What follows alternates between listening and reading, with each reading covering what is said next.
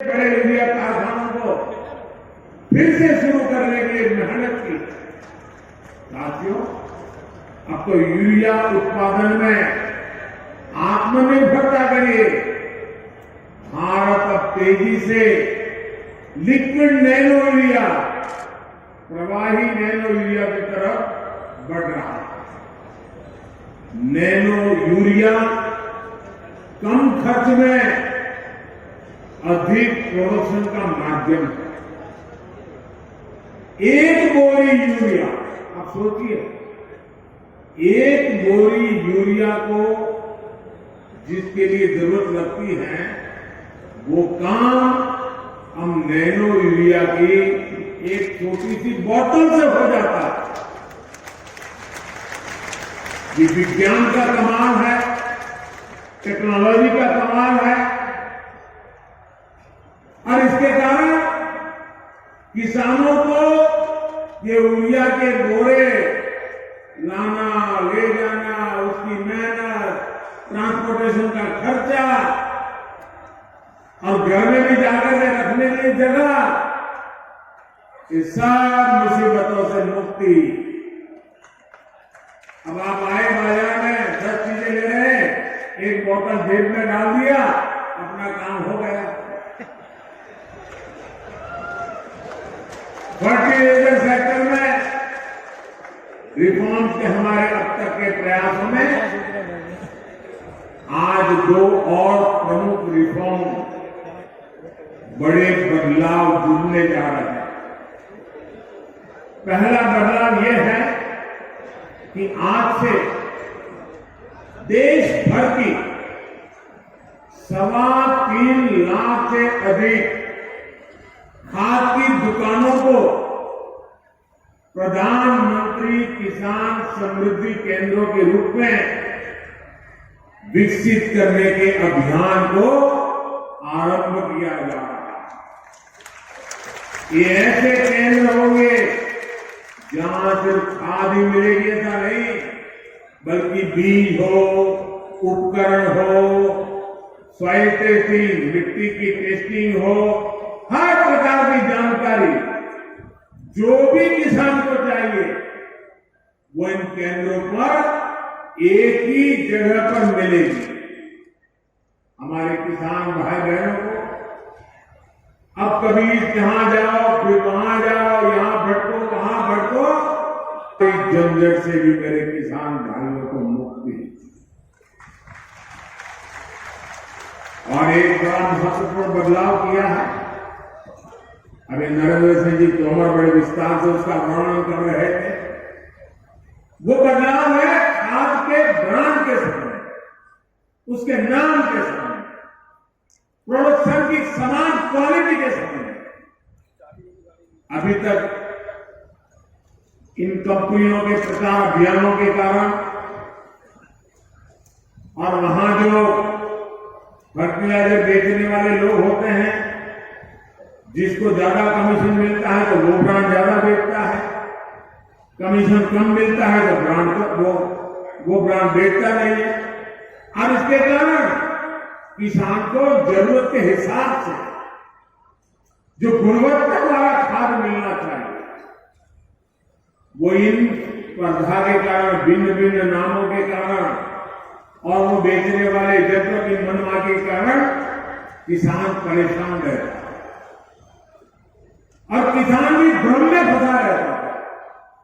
पड़ोस वाला कहता था मैं ये लाया, तो उसको लगता है मैं ये लाया हूं, मैंने तो गलती की, अच्छा छोड़ो इसको पड़ा रहने दो, तो मैं नया लेकर आता हूं। कभी कभी किसान इस भ्रम में डबल खर्चा कर देता था। डीएपी हो, एमओपी हो, एनपीके हो, ये किस कंपनी से खरीदे, यही किसान के लिए चिंता का विषय है। ज्यादा मसूर खाद के फेरे में कई बार ऐसा भी ज्यादा देना पड़ता था और मान लीजिए उसके दिमाग में एक ब्रांड बढ़ गई है, वो नहीं मिला और दूसरा लेना पड़ा, तो वो सोचता है चलो इसमें जरा पहले 1 किलो उपयोग करता था, अब 2 किलो करूं क्योंकि ब्रांड दूसरी आएगी पता नहीं कैसे, मतलब उसका खर्चा भी ज्यादा हो जाता है। इन सारी समस्याओं को एक साथ एड्रेस किया गया है। अब वन नेशन वन फर्टिलाइजर से किसान को हर तरह के भ्रम से मुक्ति मिलने वाली है और बेहतर खाद भी उपलब्ध होने वाला है। देश में आप हिंदुस्तान के किसी भी कोने में जाइए, एक ही नाम, एक ही ब्रांड से और एक समान गुणवत्ता वाले यूरिया की बिक्री हो। ज्ञान और जय अनुसंधान,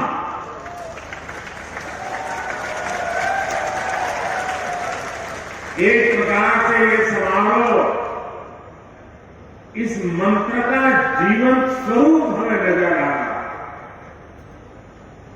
साथियों, भारत की खेती के सभी बड़े भागीदार आज रूबरू में और वर्चुअली पूरे देश के हर कोने में इस कार्यक्रम में हमारे साथ जुड़े हुए हैं। ऐसे महत्वपूर्ण मंच से आज किसानों के जीवन को और आसान बनाने, किसानों को और अधिक समृद्ध बनाने और हमारी कृषि व्यवस्थाओं को और आधुनिक बनाने की दिशा में कई बड़े कदम उठाए जा रहे हैं। आज देश में 600 से ज्यादा प्रधानमंत्री किसान समृद्धि केंद्रों की शुरुआत हो रही है। और मैं अभी यहां जो प्रदर्शनी लगी है उसे देख रहा हूं। एक से बढ़कर एक ऐसी अनेक टेक्नोलॉजी के इनोवेशन वहां है, तो मेरा मन तो कर रहा था कि वहां जरा और ज्यादा रुक जाऊं, लेकिन त्योहारों की सीजन है, आपको ज्यादा रुकना नहीं चाहिए, इसलिए मैं मंच पे चलाया। लेकिन वहां मैंने ये प्रधानमंत्री किसान समृद्धि केंद्र की जो रचना देखी, उसका एक जो मॉडल खड़ा किया, मैं वाकई मनसुख भाई और उनकी टीम को बधाई देता हूं। ये किसान के लिए सिर्फ उर्वरक खरीद बिक्री का केंद्र नहीं है, एक संपूर्ण रूप से किसान के साथ घनिष्ठ नाता जोड़ने वाला, उसकी हर सवालों का जवाब देने वाला उपलब्ध कराने की योजना ये शुरू हो गया। 2014 से पहले फर्टिलाइजर सेक्टर में कितने बड़े संकट थे, कैसे यूरिया की कालाबाजारी होती थी, कैसे किसानों का हक छीना जाता था और बदले में किसानों को लाठियां झेलनी पड़ती थी। ये हमारे किसान भाई बहन 2014 के पहले के वो दिन कभी नहीं भूल सकते। देश में यूरिया के बड़े बड़े कारखाने बरसों पहले ही बंद हो चुके थे, क्योंकि एक नई दुनिया खड़ी हो गई थी। इंपोर्ट करने से कई लोगों के घर भरते थे, जेब भरते थे, इसलिए यहां कारखाने बंद होने में उनका आनंद था। उसकी हर आवश्यकता में मदद करने वाला ये किसान समृद्धि केंद्र बना है। साथियों, थोड़ी देर पहले ही देश के करोड़ों पीएम किसान सम्मान निधि के रूप में 16,000 करोड़ रुपए की एक और किस्त उनके खाते में जमा हो गई। आप में से भी जो किसान यहां बैठे होंगे, अगर मोबाइल देखेंगे तो आपके मोबाइल पे खबर आ गई होगी कि 2,000 रुपये आपके जमा हो चुके हैं।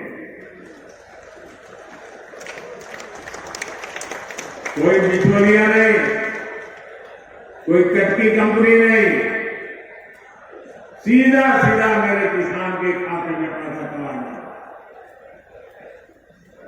मैं इस दिवाली के पहले पैसे का पहुंचना, खेती के अनेक महत्वपूर्ण कामों के समय पैसा पहुंचना, मैं सभी हमारे लाभार्थी किसान परिवारों को, देश के कोने कोने में सभी किसानों को, उनके परिवारजनों को इस अवसर पर बहुत बहुत बधाई देता हूं। जो एग्रीकल्चर स्टार्टअप यहां पर उसका जो आयोजन है, मैं उन सबका जो हिस्सा ले रहे हैं, किसानों की भलाई के लिए उन्होंने जो नए नए इनोवेशन किए, उनकी मेहनत कैसे कम हो, उनके पैसों में बचत कैसे हो, उनके काम में गति कैसे बढ़े, उनकी सीमित जमीन में ज्यादा उत्पादन कैसे हो, ऐसे अनेक काम ये हमारे स्टार्टअप वाले हमारे नौजवानों ने किए। मैं वो भी देख रहा हूं, एक से बढ़कर एक इनोवेशन नजर आ रहा है। मैं ऐसे सभी युवाओं को भी जो आज किसानों के साथ जुड़ रहे हैं, उनको बहुत बहुत बधाई देता हूं और उनका इसमें भागीदार होने के लिए हृदय से अभिनंदन और स्वागत करता हूं। साथियों, आज वन नेशन वन फर्टिलाइजर इसके रूप में किसानों को सस्ती और क्वालिटी खाद भारत ब्रांड के तहत उपलब्ध, कंपनी के नाम पर फर्टिलाइजर को लेकर होने वाली मारामारी भी खत्म हो गया। इससे फर्टिलाइजर की कीमत भी कम होगी, खाद तेजी से पर्याप्त मात्रा में उपलब्ध होगा। साथियों, आज देश में लगभग 85% हमारे जो किसान हैं वो छोटे किसान हैं। 1 हेक्टर 1.5 हेक्टर से ज्यादा जमीन नहीं है इनके पास। Shri Pradeep Multani ji, president PHPCCI, Shri Saket Dalmia ji, senior vice president PHDCI, Shri Sanjeev Agarwal ji, vice president, Shri Sanjay Agarwal ji, immediate former president, distinguished audience. I have a number of friends here. To name them, I will end up making a mistake. I can assure you, for me, it is absolute privilege. It gives me immense satisfaction that I am associated with the leaders of industry on the occasion of 117th annual session of this chamber that is in its 2nd century. When I came here, introduction was given. Introductions often are very embarrassing and they can be questioned also. But undoubtedly there has to be a caveat when your spouse is on your right side.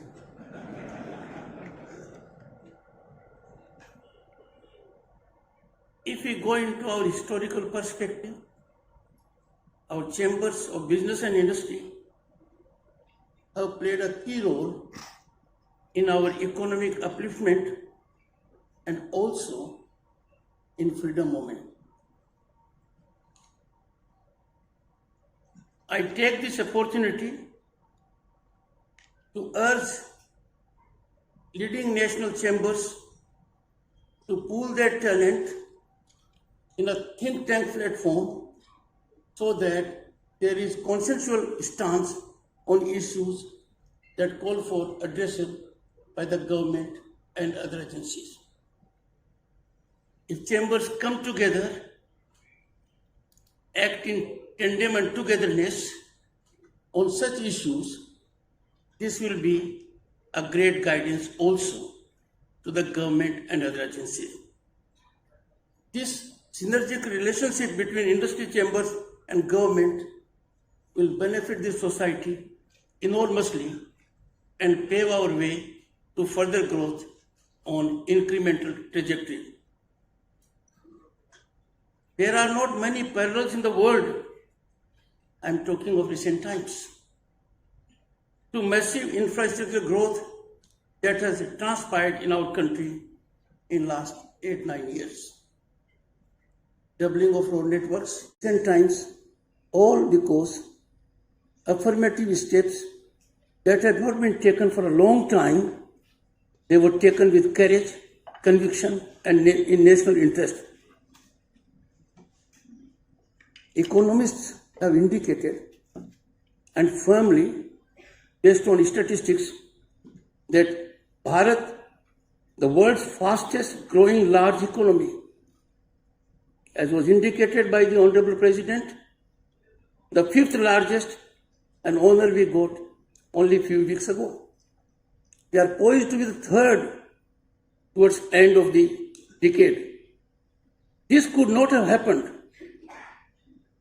Certainly it could not have happened unless we pay tribute, recognize the role of industry, our hard-working farmers, Shramjeevi workers, artisans, and innovative scientists.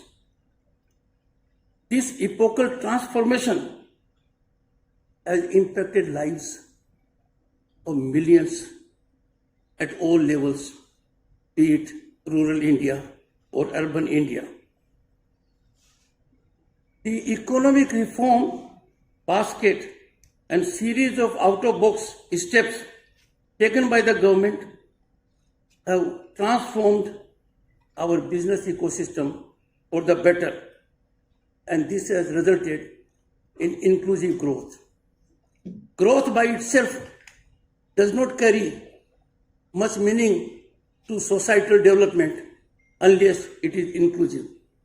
That inclusive growth we have witnessed in recent times, be it inclusion of people in the banking system, be it making available a platform to those who have talent but no money, and the impact is being felt all over. For the first time, the country came to have, and something that was needed long back, Skill Development Ministry, and that is in tune with the time and the demand of the situation. I would make an appeal to the industry, because industry alone can catalyze the wholesome development, and that is optimal utilization of human resource, especially from younger demographics. Incremental rise in broadband connectivity, to name a just few. All this has happened primarily because of the people who are here. This could not have happened unless there had been dedicated commitment and focused attention by leaders of the industry and business. In this scenario, there could not have been a more apt team than India at 75, celebrating India's pursuit of self-reliance. It is of contemporaneous relevance and appropriate for a national chamber in its 2nd century. Certainly, the discussions, deliberations, and sideline interactions amongst business leaders are bound to be useful. I hope this will fructify more significantly in this session. Atmanirbhar Bharat, we talk about it, but if you look back, It is reflection of Swadeshi movement a century ago during our freedom struggle. India's pursuit for self-reliance is different than other countries. Very different. We believe in the world being a village. We are not self-centered. We believe in world inclusivity. And medical supplies, to talk of recent events, to more than 100 countries during COVID menace is just one such glorious, glaring example. There are many. Industry has always been a key part of India's growth story. And this has happened in spite of hiccups, in spite of problems. The creators of wealth, creators of employment, those engaging in innovation, taking all risks for national benefit, surely need an ecosystem that is at least not in obstruction mode. I congratulate the industry for shaping India what it is today and what it will be in decades to come. Things have taken shape for the better on account of series of affirmative and well thought out government policies. We have seen spectacular growth in recent times. We must create an environment, ecosystem where every talented person is in a position to fully exploit his or her talent. Utilization of talent, underemployment, I would say, and use a very strong word, are curse to development. We have to be antidotal to such kind of situations. And that can be done only, primarily, principally, by the people who are in this hall. Need for systemic utilization of resources, both human and natural, can never be overemphasized. If we look at our constitutional scheme of things, if we go to directive principles of state policy, we will find equitable distribution of wealth and natural resources. The easiest way, the surest way to bring about this big change is to make opportunities available for people to exploit their talent to their fullest advantage. What we have seen recently, that several affirmative steps have been taken and they make us very proud, like startup ecosystem. Our country has a rich pool of over 75,000 startups. I recall the days when, as a young lawyer at the threshold of my career, I had to walk into a banker's office to get a loan of 6,000 rupees. I got it, and that changed my profile as a lawyer. I recall the days when, as a student traveling 6 kilometers from my village to another village for class 6 study, got a scholarship, full scholarship, and I could get quality education. That is the primary focus the country is having. And this accounts for 75,000 startups, 100 unicorns, and each valued more than US 1 billion. Now, Indian industrial map is dotted by these startups, and they are turning out to be game changers. No one knows better than the leaders of the industry that even their younger generation is thinking out of the box. They are getting away from the mainstream of their normal trade and business. And to the surprise of the senior generation, they are meeting with success unheard of or imagined by the senior generation. We can take legitimate pride that in the first 6 months of the current financial year, 2 crore small enterprises have been sanctioned. Rupees 1.4 lakh crores mudra loans. And the one is speaking to you is grateful to the banker for giving 6,000 rupees. Look at the big change we are witnessing at the moment. This culture is taking roots in the hinterland also. And our MSME sector is doing a fine job. The Gandhian ideal, which the world has recognized with great deference, is being reflected in the mantra for New India. This mantra is shaping our country in all elements, including business and industry.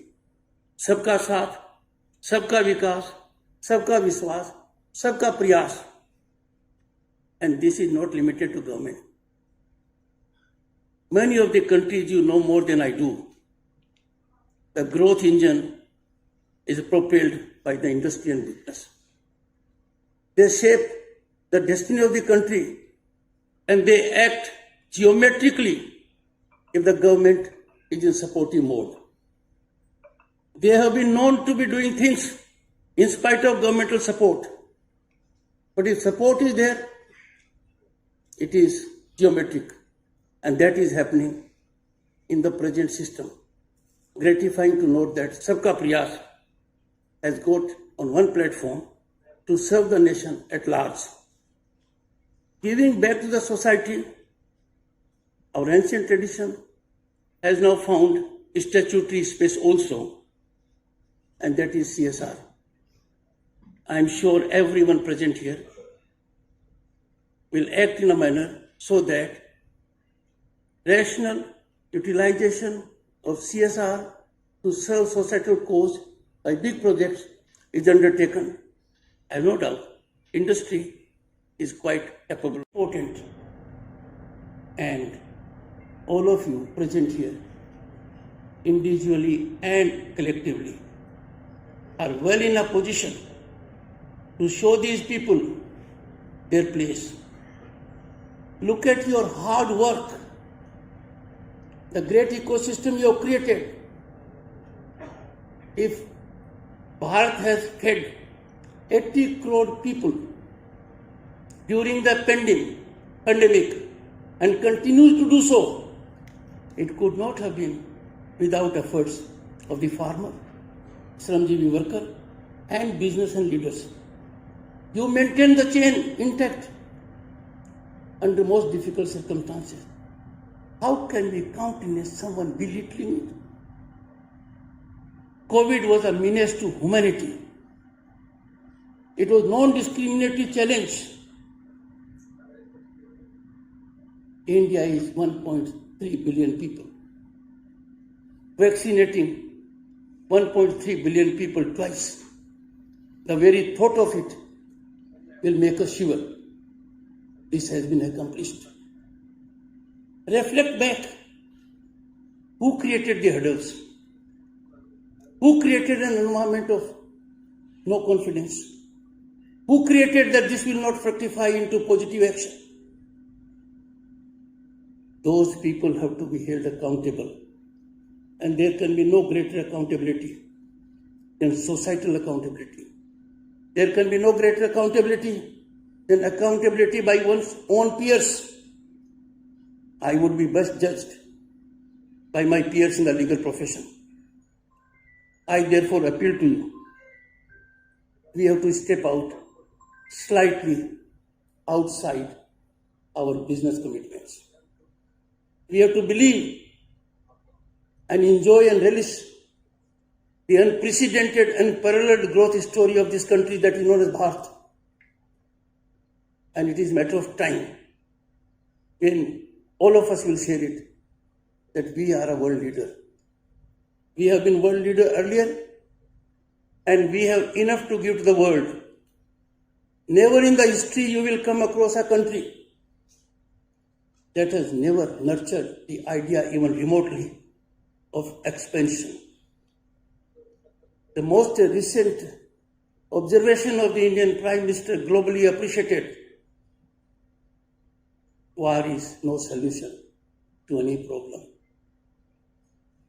This is on account of the strength given by 1-3 billion people.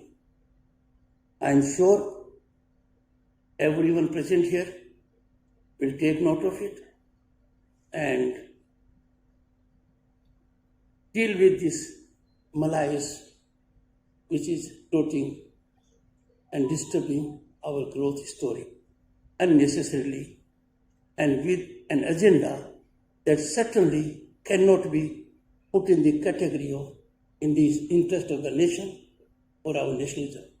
Once again, I am grateful for affording me this great opportunity, and I would conclude only by saying that the thought I am living, that if chambers of commerce and business come on a single platform,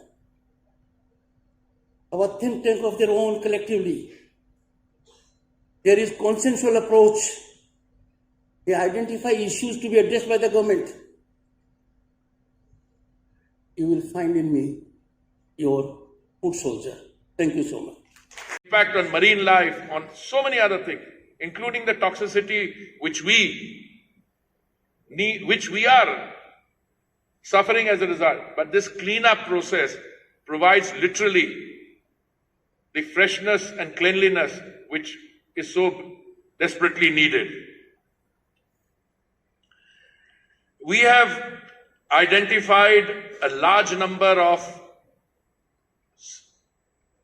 extra initiatives that we can take. I don't have the time because I have to run to my next appointment, but I was delighted today to see that the TULIP internship program, which we introduced for urban local bodies, we have constantly heard the refrain that we have our youngsters graduating from engineering colleges, they need practical experience and they need maybe some hand-holding to get them on in life. We started the TULIP program, which aims to target of 10,000 young interns by 2023, October. I'm very happy today that we are starting a new program for on the Swachhata side for TULIP. I think the urban local bodies where these young interns will be attached, they will benefit. Bright youngsters fresh out of university. The youngsters will get some practical hands-on experience and a little bit of financial sustenance.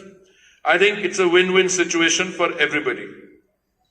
We have identified 30 startups in the waste management sector through an innovative startup challenge. And I can tell you that the Swachh Toykathon, a creative initiative that will further advance the waste to wealth approach and encourage the reuse of waste into toys. These are all ostensibly small steps, but I think with significant demonstrated impact. I want to conclude by saying that the vision of Atmanirbhar Bharat is aligned with this tech exhibition's goal of igniting an entrepreneurial spirit in waste management initiatives in the future. And I thank all of you. And I see so many experts with the kind of knowledge and domain experience. I don't even know how we can ever thank them, because we have drawn up from that knowledge which they bring through their writings, etc., on which the success of the other schemes is assessed.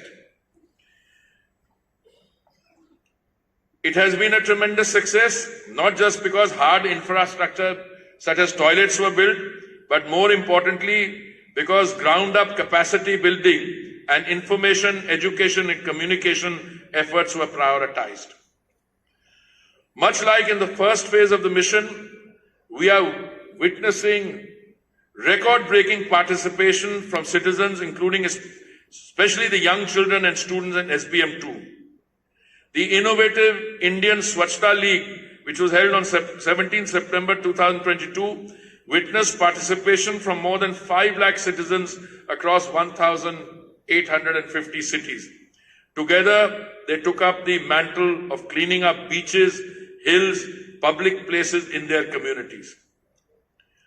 And one of the lessons which I have learned during the course of something like 50 years in my adult or professional life, that unlike other movements which start as governmental initiatives, but they acquire the nature and momentum and the dynamism of a people's movement, people realize, our own citizens realize the value of that clean space, because it also provides other economic opportunities. Financially being able to tap the value of that clean space, whether it's a clean beach, clean tourist space. Make no mistake, if the tourist center is not clean, it will not encourage, it will discourage people from coming. Same is the case for beaches.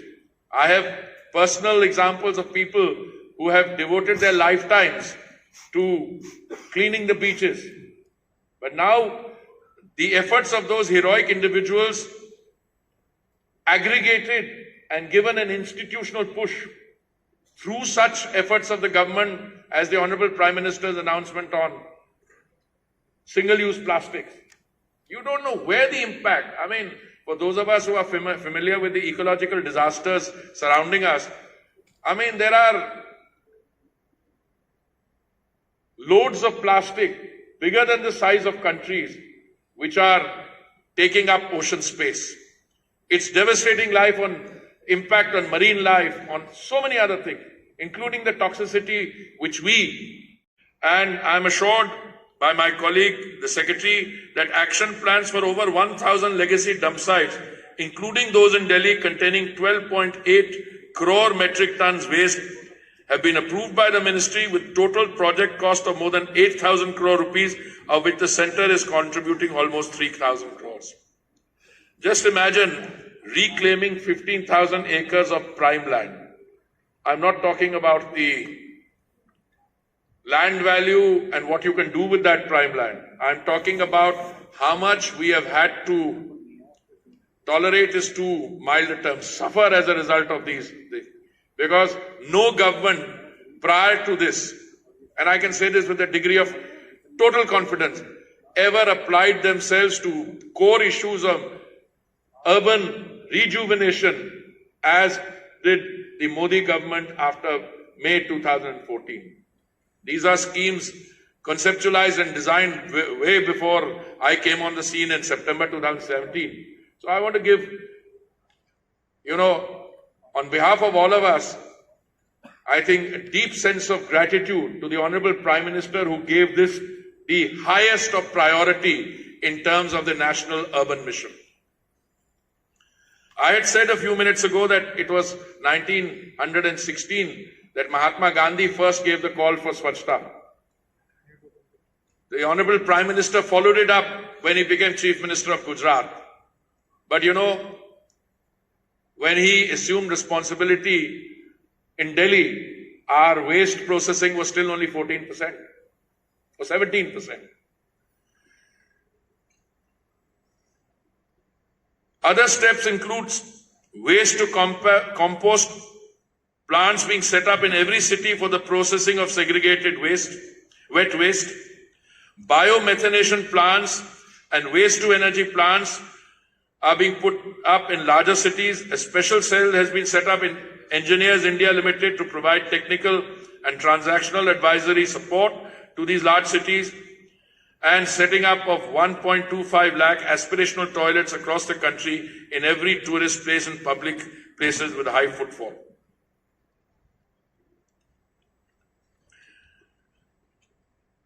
If you situate the Swachh Bharat mission in terms of the other central urban missions, I would say it lies In one-way MRFs with design capacity of 42,000 tons per day are already operational across 1,400 cities. I think this is a very significant development and an achievement. Setting up of processing upcycling facilities for construction and demolition waste is being fast-tracked. I was delighted to see some of the uses to which construction and demolition waste has been put here, and the products truly. Now, I ask a question because I have had the privilege of being associated with this ministry for 5 years. How much construction and demolition waste do we produce? And I was given a figure, I don't know whether I got it right. Delhi itself is about 6,000 tons per day. It's an astounding figure. But if you analyze that figure, if you are producing 6,000 tons of construction and demolition waste in a day in a city like Delhi, which is the capital city, which means there's a lot of economic activity going on because you demolish and build.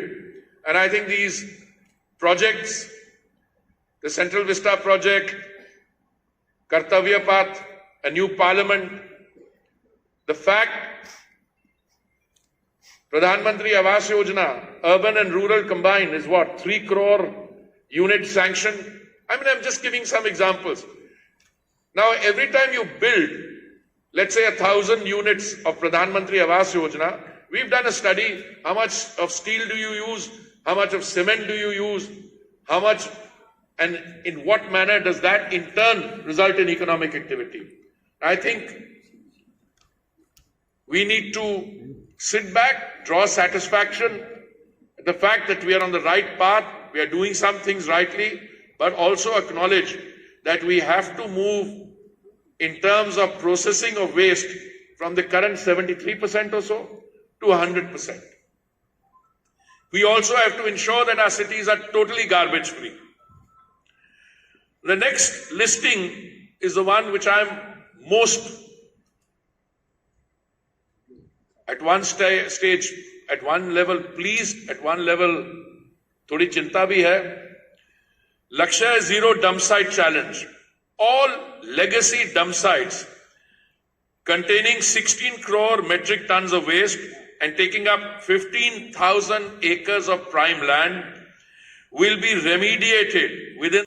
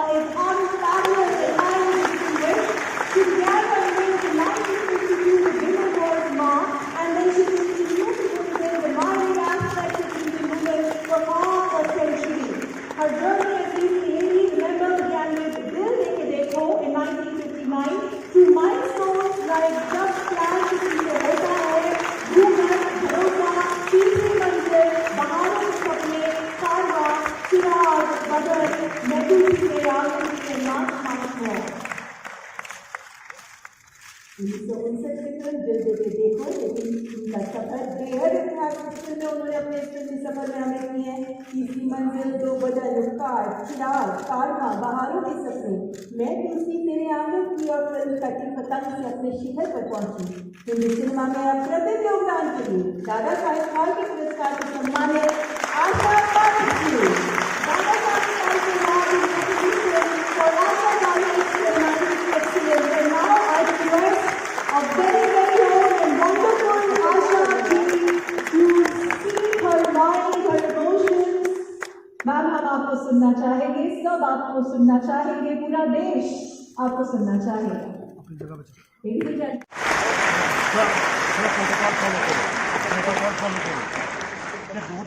This is the best honor I could get from the government of India. I would like to thank the jury for the recognition that they have bestowed upon me, my long journey and fulfilling the journey in the film industry. I have been in this industry for the last 60 years, and still continue to be attached to the industry in my own small way. Our film industry is the best place to be in, and I would like to suggest the youngsters who are in this industry to have perseverance, determination, discipline, and be grounded. And I congratulate all the awardees tonight. Thank you very much.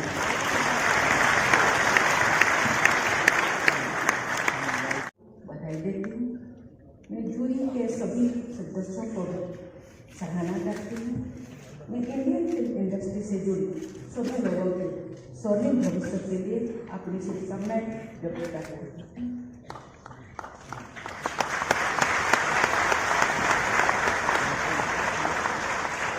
मुझे विश्वास है कि Indian film industry निरंतर और अधिक मजबूत होती है तथा विश्व स्तर पर सफलता के नए कीर्तिमान स्थापित।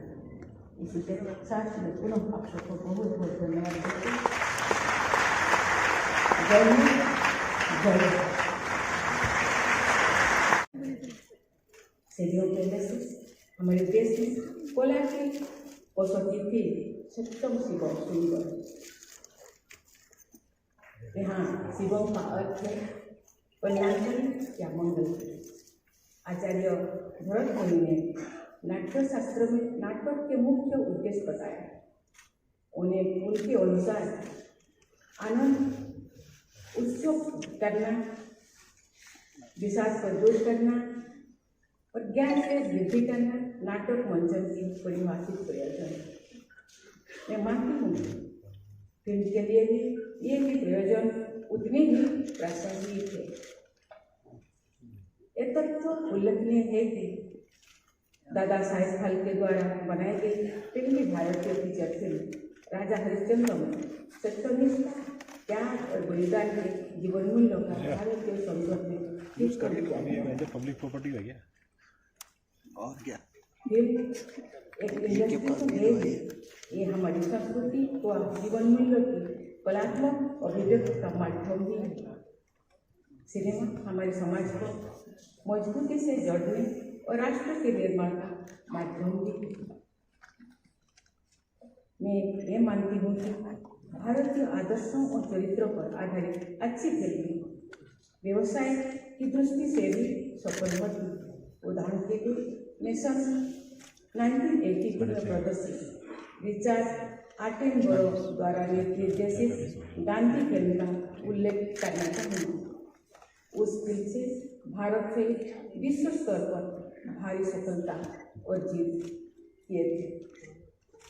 उस फिल्म की सबसे बड़ी सफलता ये है कि उसके द्वारा राष्ट्रपिता महात्मा गांधी के विचारों और आदर्श के प्रति विश्व समुदाय में सम्मान और व्यक्त हुआ है।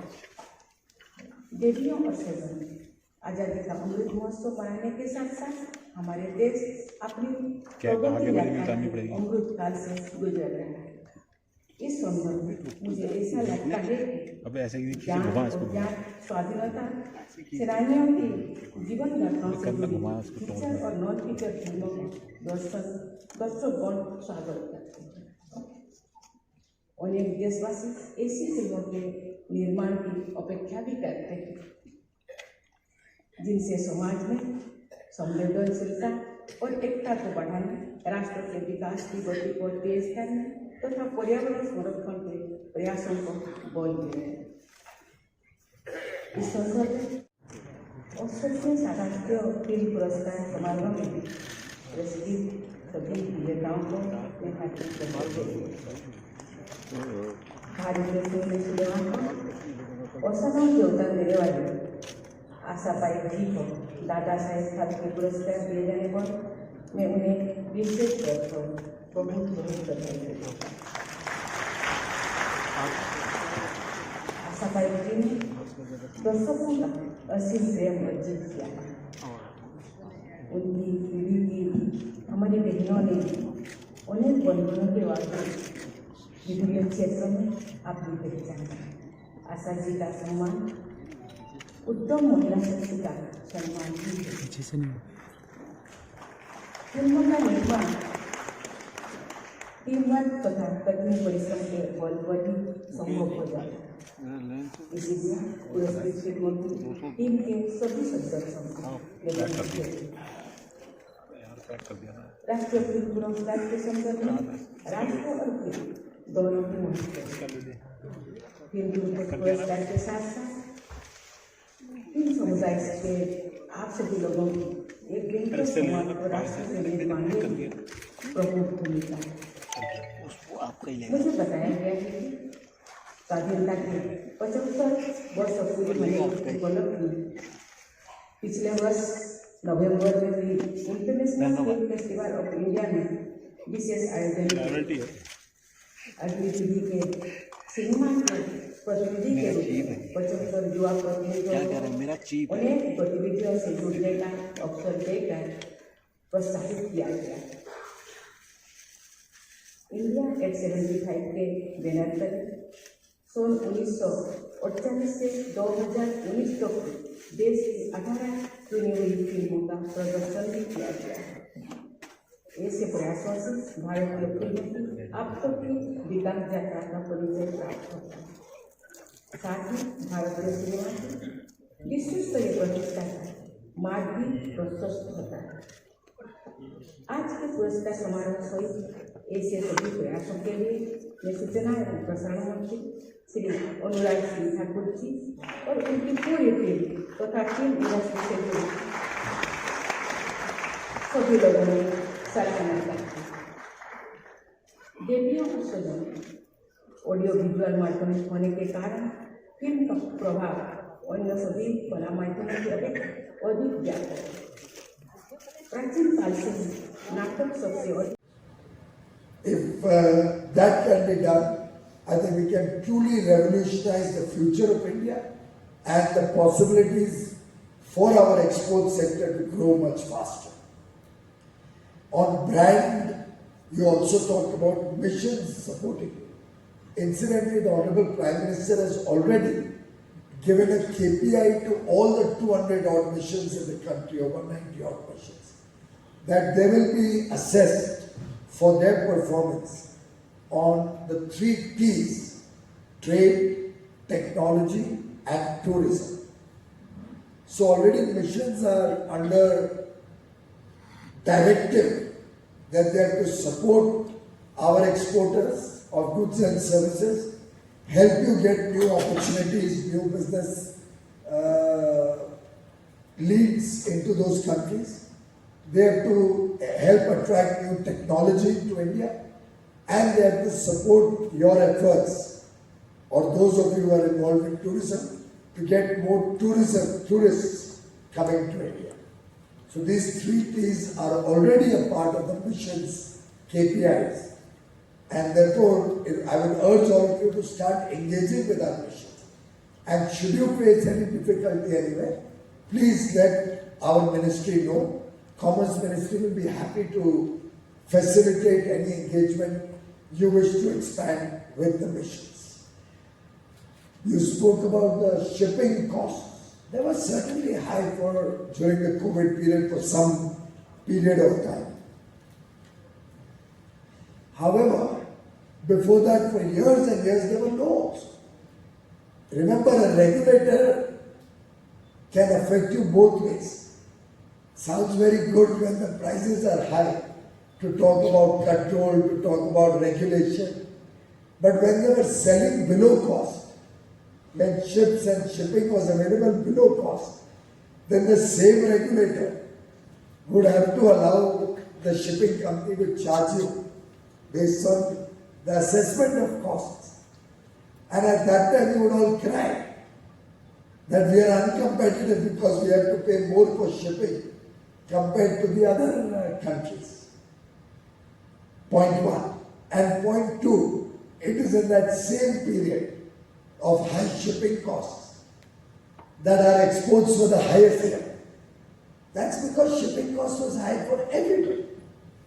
So you are on an equal footing with other countries, your competitors also. Any of you in this room? And this, as they say, Kal Chakra to ghumte rahega. For a short period, you can expect some help, some protection, some support. Like PLI will give you a kickstart for 5-7 years initially, help you invest, help you get scale, help you capture markets. But these things cannot be open-ended, cannot be lifelong.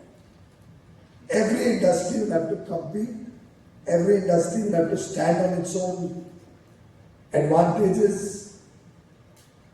And I have no doubt in my mind that the 2 trillion, I think 27 looks to me to be a little challenging. My own estimate is we'll do 2 trillion by 2030. Of course, if this situation becomes very favorable to India, and if all of you are able to really exert a lot of effort, I would be the happiest person if we can do it by 2027. But sadly, we've lost some time in COVID. We are losing the momentum because of the conflict in Ukraine and between Ukraine and Russia right now, which has caused so many economic stresses worldwide. Inflation, supply chain disruption, energy issues, all of these are stresses in the system which have delayed some of our plans.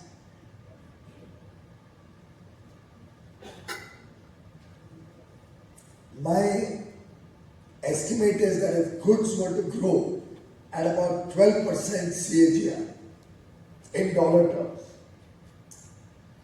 and services were to grow at about 18-19% CAGR, both touch 1 trillion each by 2030. It's quite modest, but yet quite challenging. It's more than we have ever achieved in the past, sustainably on an 8-year horizon. And if we do this between goods and services and are able to reach 2 trillion by 2030, I think it will be a tremendous support for the Indian economy and help India create huge amount of business opportunities, work opportunities, economic activity, and inclusive growth for, if you don't like it. But कुछ बातें अभी घिसी पिटी हो गई, उसी को repeat कर करके कुछ नहीं होने वाला।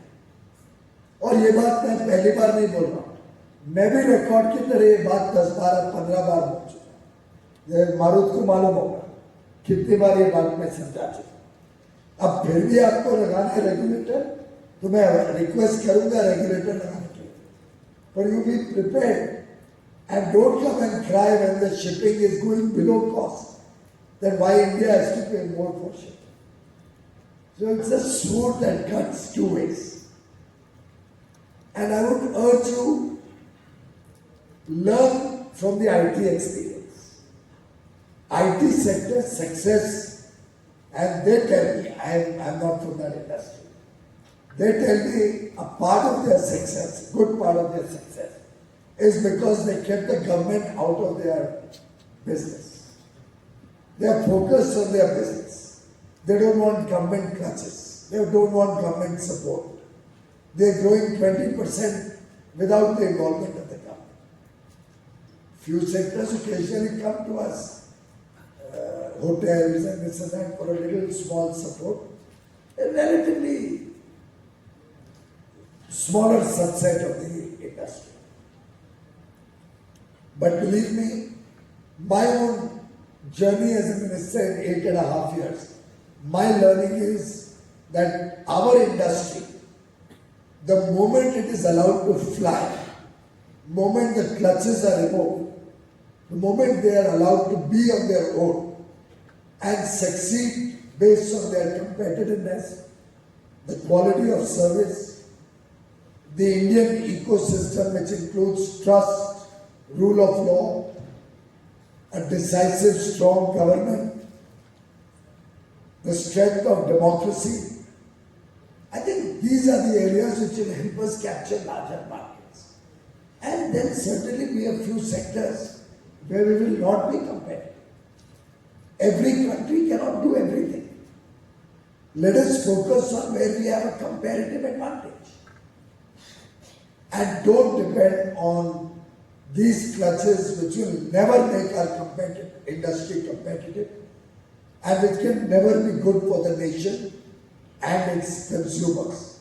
Because the moment you are protecting an industry, you are also hurting 130 crore Indian consumers. We protected the auto industry up to 84, 85, and we had only. You are the ones who bring strength to India. Very often I have said we are under a mistaken impression if we think our population is big. It's actually a boon. Our billion plus aspirational Indian market is what attracts a lot of companies to India.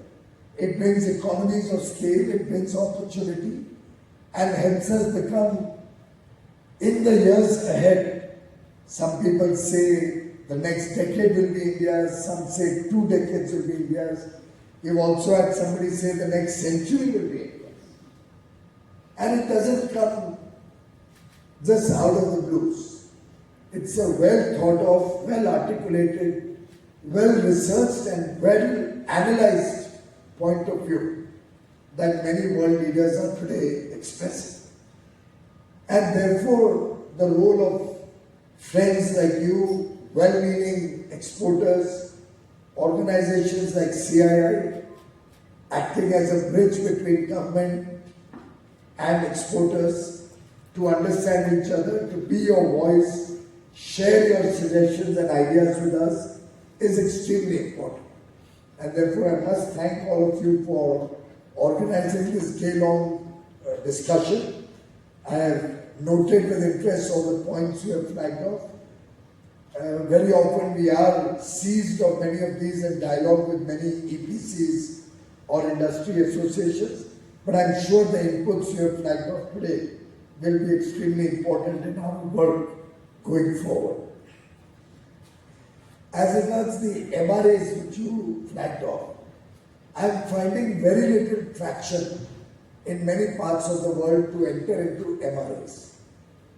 At least the developed world is very hesitant to accept too many MRAs for whatever reason. Maybe they need more time to get the confidence in our ability to provide that high quality goods and services. But the way forward, in my humble opinion, is that we also put quality control orders on products that they want to supply to India. And then we'll have an equal footing where we'll be able to say, okay, you give us an MRA, then we'll give you an MRA. And we will recognize your institution so your goods also get a chance to come into India seamlessly. Reciprocity is the way forward. But my problem is, whenever I'm out there to put in a quality control order, I get representations, pleas, and memorandums requesting not to put a QCO or keep deferring it for one reason or another. So I would urge all of you to reflect on this association, to discuss with stakeholders. You tell us which are the industries where you are willing to have a QC. At least that can be a starting point. That will give us some leverage over the other countries, give us an opportunity to start getting down onto the negotiating table. And very often I've also appealed to the large industry that in your sector, it is your duty, it is incumbent on you to support the smaller players so that they can also understand the benefits of a quality control order or a focus on high quality and handhold them to meet the quality requirements. It's actually economically prudent to provide good quality goods and services. Quality is always a profit. Good quality product is never a cost, it's only a profit. And if we can get this movement of quality going in the country, I think getting MRAs also will become possible when it's a quid pro quo or a equal footing on both sides. The demand should come from industry in developed economies also that guys, please do an MRI in India. On a one-way traffic, when we request, it won't happen. And therefore, and very often, some of you face non-tariff barriers due to the quality control orders. US has 4,500 QCOs. We have only 450. And you resist our effort to introduce high quality standards. So I'll appeal to all of you, reflect on it and support our efforts to help you. And it will ultimately help a country move up the value chain and start making quality our brand, what you also talked about, building the brand for India. That will only come with high quality products. You buy a watch in Switzerland or chocolates over there or a machine tool in Japan or Korea, you assume the quality will be good. Why can't we have India associated with that same sentiment about quality? It can be, we can begin with maybe 10 products, grow to 100 and expand to the